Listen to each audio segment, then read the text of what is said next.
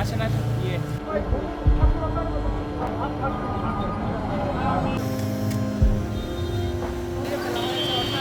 আছেন, তাদের তাদের আমি আপনাকে মানে শুভকামনা জানাই।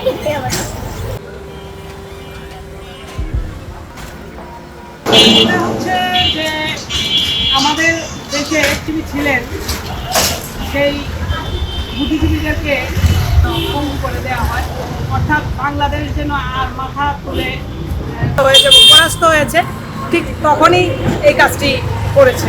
56টি গোল্ডেন এ প্লাস সহ শ্রেণী পর্যন্ত শিক্ষার্থীদের জন্য পথের অপ্রণায়ক, দেশের শ্রেষ্ঠ সন্তান, বিজ্ঞানী, সাংবাদিক, বুদ্ধিজীবী, অধ্যাপক সহকারে আপামর দেশপ্রেমিক মানুষদের কিছু দেশবিরোধী রাজাকাররা রাতের অন্ধকার হীন উদ্দেশ্য সাজানোর জন্য নির্মমভাবে জাতির শ্রেষ্ঠ সন্তানদের করেছে, যাতে এই জাতি আর কোনোদিন মুখ তুলে মাথা উঁচু করে দাঁড়াইতে না পারে।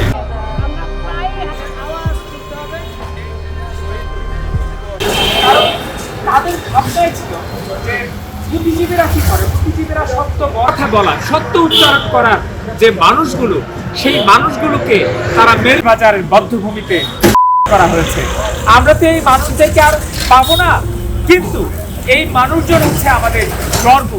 এই মনীষ চৌধুরী, এই আনোয়ার পাশা, এই জ্যোতির্ময় গুহ ঠাকুরতা, এরা হচ্ছে আমাদের সত্যিকার অর্থে গর্ব।